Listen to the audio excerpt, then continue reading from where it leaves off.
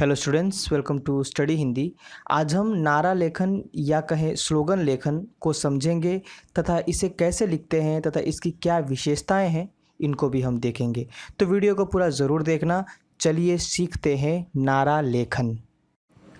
नारा, जिसे अंग्रेजी में स्लोगन भी कहते हैं, एक ऐसी पंक्ति होती है जो बहुत ही प्रभाव उत्पादक अर्थात प्रभाव उत्पन्न करने वाली होती है।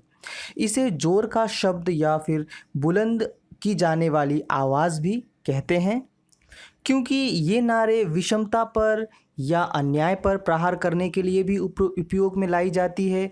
ये नारे नैतिकता की रक्षा या पालन करने के लिए भी उपयोग में लाई जाती है।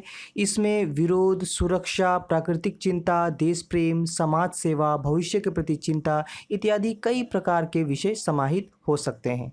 मूल रूप में देखें तो यह लोगों को जगाने का काम करती है। हमारे भारतीय इतिहास में कई नारों का प्रयोग किया गया है।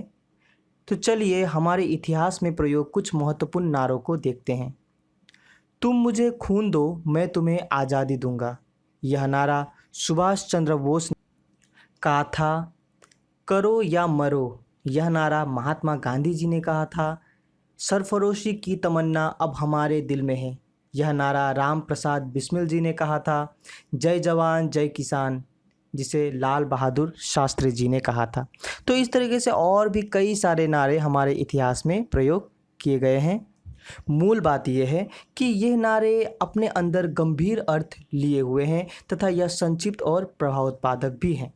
तो यही नारे की विशेषता है कि वह गंभीर अर्थ को तो लिए रहता ही है, साथ ही यह संक्षिप्त भी होता है और प्रभाव उत्पन्न करने वाला भी होता है। चलिए अब कुछ नारों की विशेषताओं को देखते हैं।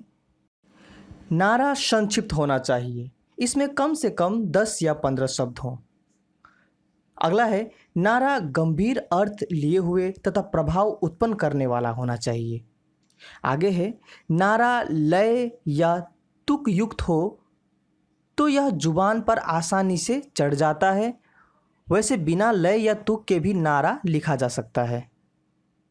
अगला है, इसमें सरल, प्रचलित तथा लोकप्रिय शब्द होने चाहिए। कठिन या अप्रचलित शब्द नारे के प्रभाव को कम कर सकते हैं। अगला है, यह एक या दो पंक्तियों का भी हो सकता है। आगे है, विराम चिन्हों का प्रयोग, यह बहुत ही ज़रूरी है। नारे में सही विराम चिन्ह का प्रयोग होना चाहिए ताकि यह भाव और अर्थ को प्रदर्शित करने में सक्षम हो। तो इन सभी विशेषताओं को ध्यान में रखकर हम एक अच्छे नारे का सृजन कर सकते हैं। तो चलिए अब हम कुछ नारों के उदाहरणों को देखते हैं। पर्यावरण पर एक नारा है, प्रकृति का ना करे हरण, आओ बचाए पर्यावरण। जल के ऊपर, जल है तो जीवन है। योगा के ऊपर, योग के ऊपर, सब रोगों का एक ही समाधान, योगा करे सुबह और शाम। और हिंदी दिवस पर हमने ठाना है, लोगों में हिंदी का स्वाभिमान जगाना है। तो इस तरह से हम नारे का सृजन कर सकते हैं।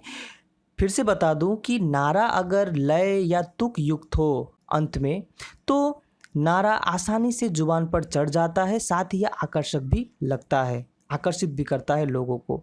लेकिन बिना लय या बिना तुक के भी नारा लिखा जा सकता है।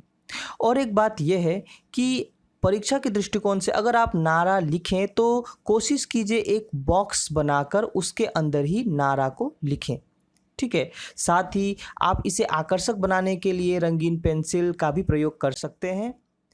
तो बच्चों, यह था नारा लेखन। उम्मीद करता हूँ कि आपको यह विषय समझ में आ गया होगा, लेकिन अगर फिर भी कहीं समस्या हो तो आप उसे मुझे कमेंट सेक्शन में पूछ सकते हैं। तो मिलते हैं अपने अगली वीडियो में, तब तक के लिए थैंक यू फॉर वॉचिंग।